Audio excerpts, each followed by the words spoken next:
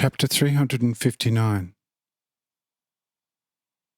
More about the flood.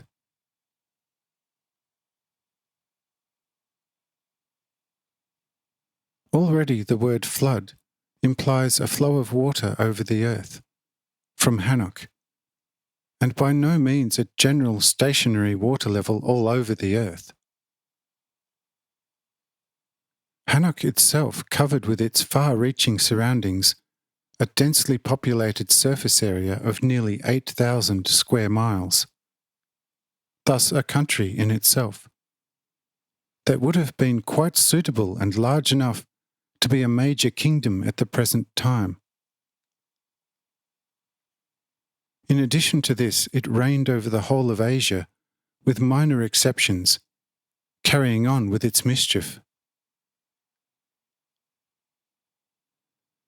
Now, let us allow a heap of water over 3,000 fathoms high to come over this enormous space, and it will be seen how far the flooding can then reach. And especially if it can be proven that Central Asia was the highest land on earth, and for the most part towards the southeast, it still is.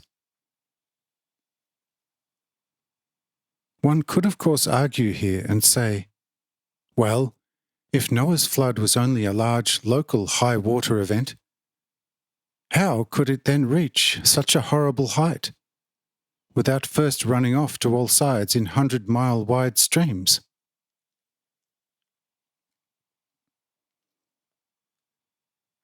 On this questionable objection, the following serves as an explanation. Firstly, the 40-day rain occurred over the whole of Asia, a large part of Europe, as well as North Africa, and by itself already caused widespread valley floodings.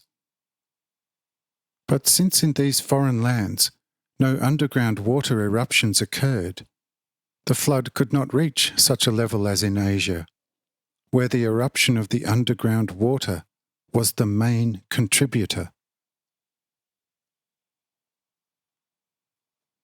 But if anyone can assume with certainty that, secondly, in Asia the heaviest rainfall was caused by several 100,000 of the most powerful springs, the smallest of which delivered 10 million cubic feet of water to the surface of the earth in 1 minute,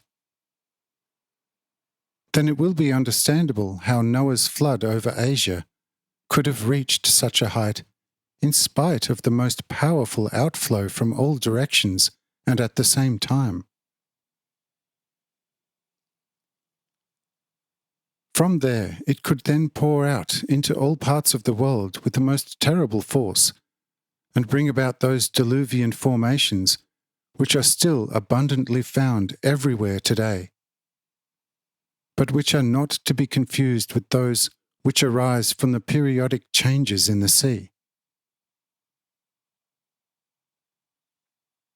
The main traces of the Noachian flood are the frequently occurring, high-up resting current debris, the here and there occurring fossilized bones of pre-Noachian animals, as well as frequently occurring brown coal deposits, and also the visible erosion of the mountains, which left them completely bare. All other formations belong to either the sea migrations or to the large local fire eruptions.